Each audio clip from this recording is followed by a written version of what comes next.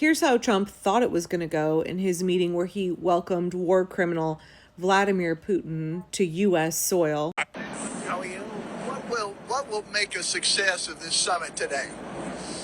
I can't tell you that. I don't know. It's there's nothing set in stone.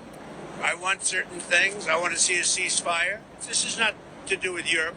Europe's not telling me what to do, but they're going to be involved in the process, obviously, as will Zelensky. But I want to see a ceasefire rapidly. I don't know if it's going to be today, but I'm not going to be happy if it's not today. Everyone said it can't be today, but I'm just saying I want the killing to stop. I'm in this to stop the killing. You know, we're not putting up any money. We're making money. They're buying our weapons, and we're sending them to NATO, and NATO's sending us big, beautiful checks. So he welcomed a war criminal to United States soil, didn't arrest him, instead shook his hand, let him go for a ride in his limo. They had a little meeting together, and then they were supposed to have a luncheon after that meeting. But happened back there. It was just very unusual, atypical, and I think we're all awaiting, the readout, because the way that it felt in the room was not good. It did not seem like things went well, and it seemed like Putin came in and steamrolled, got right into what he wanted to say, and got his photo next to the president and then left. Of course, that is only the piece of the picture that we have right now, and certainly President Trump, who is the host and who is the president, would not want to, I think, enable something that would make him look weak.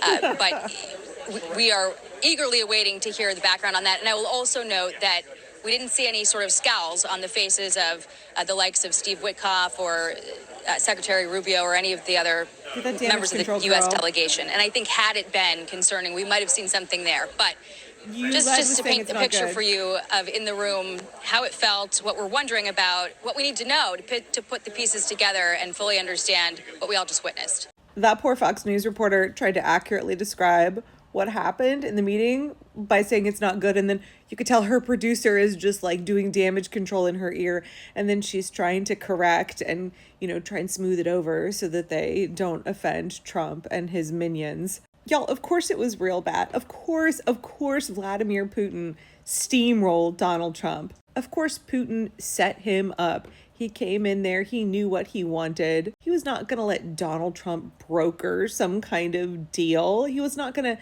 concede a damn thing to Donald Trump. Trump has had for a long time this bizarre idea that he and Vladimir Putin are on the same level. I mean, I think this is what's so hard for so many Americans, is that our strong man is a complete buffoon. And all of the other strong men in the world know it. He's a laughingstock amongst the strong men. They are pulling his strings. He's their puppet. But he thinks he's a big boy who can sit at the grown-ups table with them. And he has no awareness. He has no awareness of the way that they don't respect him, the way he doesn't measure up. And now that we're seeing him become increasingly frail, we're seeing increasing signs of cognitive decline in him, more health problems, the way his voice is weaker and softer. He seems confused far more quickly and more easily. Like, he's not intimidating Vladimir Putin. He's not intimidating Bibi Netanyahu. He's not intimidating a single dictator. You put Donald Trump up against any other dictator, there's not going to be any question of who is walking out of that room having wiped the floor with the other one. Donald Trump is the mop in that scenario, y'all. Every time. And it's so embarrassing. Like, MAGA, you guys think that he is big and powerful, and he's a fucking wet mop. And Vladimir Putin just cleaned the floor with him today. What a shame for this country that Donald Trump let a war criminal like Vladimir Putin set foot on U.S. soil and then just let himself get completely worked over. It was such a disaster. After their meeting, Trump and Putin and other officials were supposed to have lunch together, but instead that luncheon was canceled and Putin just was like, see ya, bitches. Y'all, Donald, the art of the deal Trump, left this meeting saying there's no deal. Of course, they're making this show now being like, there was great progress.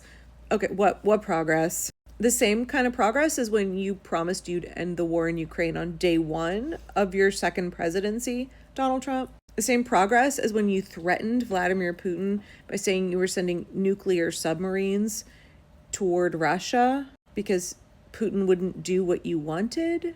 Putin's never fucking gonna do what you want. He's not gonna pick you, Donnie. This is the leader of the free world, y'all. Free world.